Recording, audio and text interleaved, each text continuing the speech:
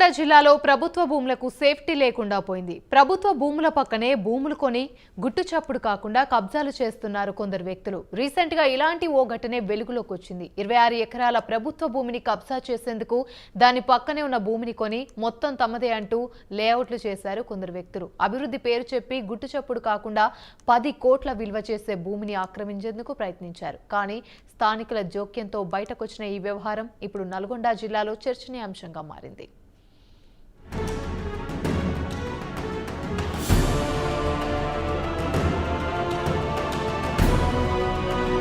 మీరు చూస్తున్నది నల్లగొండ జిల్లా మిర్యాలగూడ మండలం జప్తి వీరప్పగూడెంలోని సర్వే నెంబర్ 214లోని భూమి. ఈ భూమిపై సిరిసిల్ల, తిరుపతికి చెందిన కొందరు రియల్ ఎస్టేట్ వ్యాపారులు కన్నేశారు. దీని పక్కనే ఉన్న 213, 215 సర్వే నెంబర్లోని భూములను కొనుగోలు చేసి చుట్టూ కంచె వేశారు. గుట్టుచప్పుడు కాకుండా పక్కనే ఉన్న 26 ఎకరాల ప్రభుత్వ భూమిని ఆక్రమించడం మొదలు పెట్టారు. తాము కొన్న భూమిలో సూపర్ స్పెషాలిటీ హాస్పిటల్, స్కూల్ కడతామని చెప్పి స్థానికులను మోసం చేశారు. అందరికీ తమపై నమ్మకం వచ్చిన తర్వాత ఇప్పుడు గుట్టుచప్పుడు కాకుండా లేఅవుట్లు వేసి భూములను అమ్మేస్తున్నారు.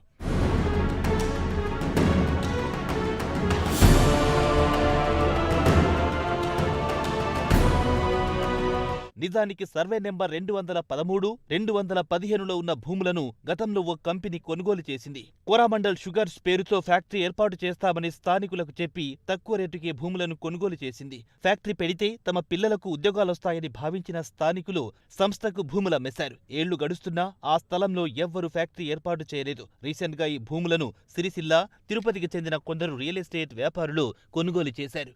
ఆ స్థలంలో సూపర్ స్పెషాలిటీ హాస్పిటల్, స్కూల్ నిర్మిస్తామంటూ చెప్పారు. కానీ నిజానికి అక్కడ జరుగుతున్న తంతు మాత్రం వేరే.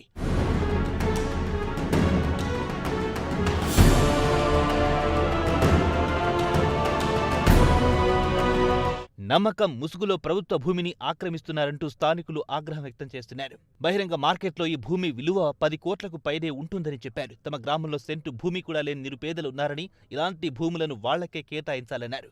ప్రభుత్వ భూములను ఇలా కబ్జాలు చేసుకుంటూ పోతే తమలాంటి పేదలకు భూమి ఎలా దక్కుతుందని ప్రశ్నిస్తున్నారు. నా పేరు అందుగోల వెంకటయ్య, జప్తి వీరప్పగూడెం మాజీ సర్పంచ్ని. 2013 నుంచి 18 వరకు సర్పంచ్గా పనిచేశాను.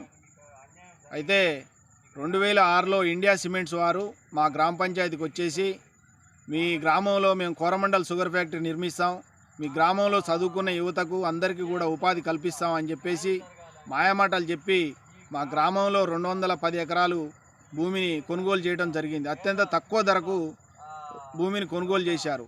అప్పటి నుంచి ఇప్పటి వరకు కనీసం వాళ్ళు ఎటువంటి కూడా ఫ్యాక్టరీకి సంబంధించి ఏది చేయకుండా విపరీతమైనటువంటి చెట్లు, పెద్ద పెద్ద చెట్లు పెరిగి అడవిలో ఉన్నటువంటి మొత్తం కూడా కొండ చిలువలు, వేరే పాములు అవన్నీ మొత్తం కూడా గ్రామం మీదకి రావడం జరుగుతూ ఉంది.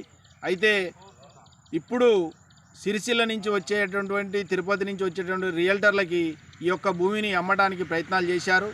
అందులో ఈ వచ్చినటువంటి వాళ్ళు ట్రస్ట్ నిర్మిస్తాం, మీ ఊళ్ళో ఒకటి హాస్పిటల్ నిర్మిస్తాం అని చెప్పేసి ఆ యొక్క 214 సర్వే నెంబర్లో ఉన్నటువంటి 24 ఎకరాల ప్రభుత్వ భూమి మీద కన్నేసి ట్రస్ట్ పేరుతోటి స్కూలు, హాస్పిటల్ అనే పేరు చెప్పి మమ్మల్ని మోసం చేసి మళ్ళీ మోసం చేయడానికి ప్రయత్నం చేస్తూ ఉన్నారు. మేము ఒకటే అధికారులను కానీ రాజకీయ నాయకులు కానీ మేము కోరేది ఒకటే, దయచేసి ఈ 214 సర్వే నెంబర్లో ఉన్నటువంటి గవర్నమెంట్ ల్యాండు మా గ్రామంలో ఉన్నటువంటి నిరుపేదలు, సెంటు భూమి లేని వారు ఎవరైనా ఉన్నారో వాళ్ళందరినీ కూడా గుర్తించి 5 గుంటలు రాని 10 గుంటలు రాని మా ఊళ్ళో ఉన్నటువంటి వారికి ఇవ్వాలని చెప్పేసి వారి తరపున గ్రామంలో రాజకీయ పార్టీలకు సంబంధం లేకుండా అన్ని రాజకీయ పార్టీలను కలుపుకొని ఈ భూమిని, ప్రభుత్వ భూమిని ఎట్టి పరిస్థితుల్లో మా గ్రామానికి చెందిన వారికే చెందే విధంగా ప్రయత్నం చేస్తాం. ఆ రకంగా అధికారులు, ప్రజాప్రతినిధులు కూడా చొరవ తీసుకొని మాకు న్యాయం చేయాలని చెప్పేసి కోరుతా ఉన్నాం. జప్తి వీరప్పగూడెం విషయంలో అధికారులు కలగజేసుకోవాలని స్థానికులు కోరుతున్నారు. సర్వే నెంబర్ 214లో ఉన్న 26 ఎకరాల ప్రభుత్వ భూమి అన్యక్రాంతం కాకుండా కాపాడాలంటున్నారు. ఇప్పటికే నిధులు, లేఅవుట్లు కూడా వేశారని చెప్పారు. రియల్టర్లు వేసిన లేఅవుట్లకు కూడా ప్రభుత్వం నుంచి అనుమతులు లేవన్నారు. వెంటనే అధికారులు నిధులపై చర్యలు తీసుకోవాలని డిమాండ్ చేస్తున్నారు.